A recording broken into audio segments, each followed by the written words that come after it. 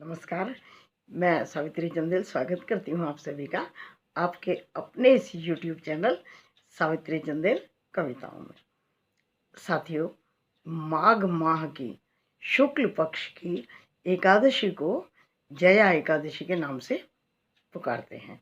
जया एकादशी वो एकादशी है कि जिसके व्रत को करने से, कथा को सुनने से मनुष्य की सभी पाप नष्ट हो जाते हैं, यहाँ तक कि भूत पिशाच की योनि से भी छुटकारा मिल जाता है।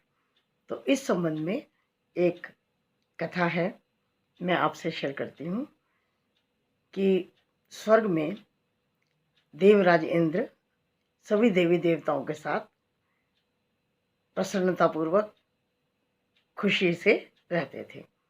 एक बार वो नंदन वन में गंधर्व और अप्सराओं के साथ और सभी देवी देवताओं के साथ विचरण कर रहे थे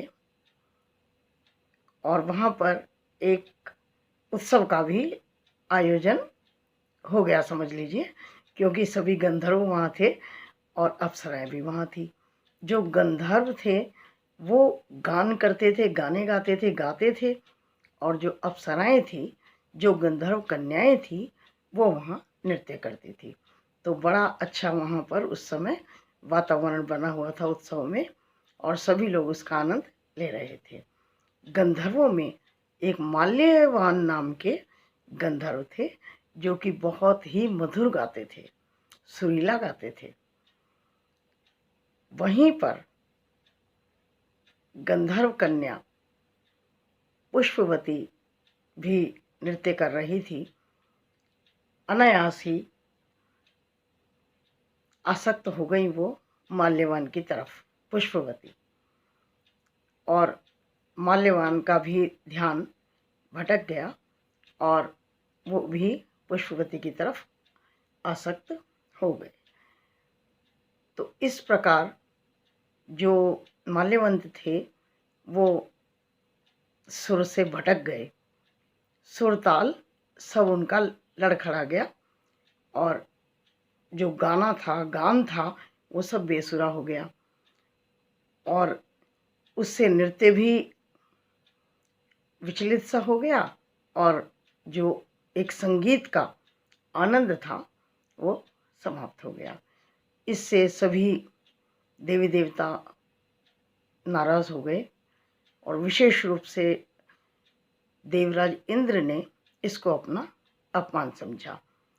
उन्होंने कहा कि तुमने संगीत का अपमान किया है और साथ साथ में सभी देवी देवताओं का अपमान हुआ है, इसलिए तुम स्वर्गलोक को छोड़कर पृथ्वीलोक पर जाओ और पिशाच का जीवन व्यतीत करो। ये शाप दे दिया क्रोध में इंद्रदेव ने। अब पृथ्वीलोक पर आ गए माल्यवंत भी और पुष्पवती भी, और वो हिमालय पर्वत पर रहने लगे पिशाच योनि में। बहुत अधिक सर्दी पड़ती थी, ठंड से ठिठुरते थे, ना कुछ खाने को मिलता था, ना कुछ पीने को मिलता था। बहुत ही कष्टमय जीवन वो जी रहे थे। काफ़ी समय बीत गया तो एक बार रात्रि में वो भूखे प्यासे ही दिन भर रहे और सर्दी में सिकुड़ते हुए पूरी रात वो ऐसे ही लेटे रहे और थोड़ा बहुत फल उन्होंने ग्रहण किया तो किया, यानी कि भोजन कुछ नहीं खाया उन्होंने, और रात भर वो प्रायश्चित करते रहे कि हमसे भूल हो गई। उसके लिए वो अपने हृदय से ही पश्चाताप करते रहे।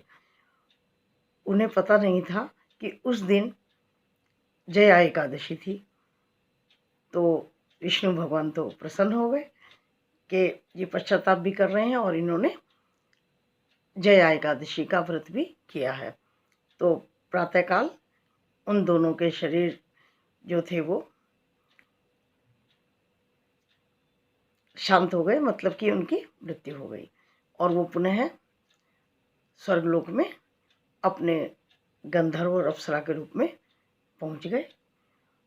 राजा इंद्र उन्हें देखकर बहुत आश्चर्यचकित रह गए कि भाई तुम इस योनि से कैसे मुक्त हुए, मेरे शाप से कैसे मुक्त हुए?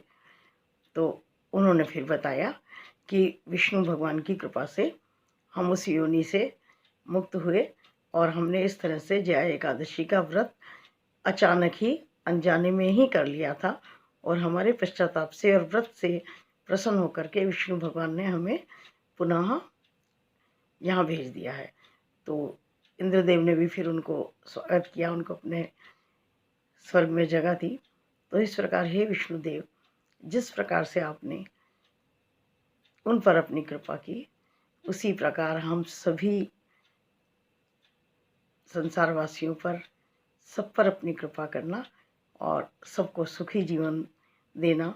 हम सबको हमारे द्वारा जाने अनजाने में किए हुए हर बुरे कर्म से बचाना और यदि जाने अनजाने में कुछ भूल हम लोगों से हो गई हो तो उसको क्षमा करना।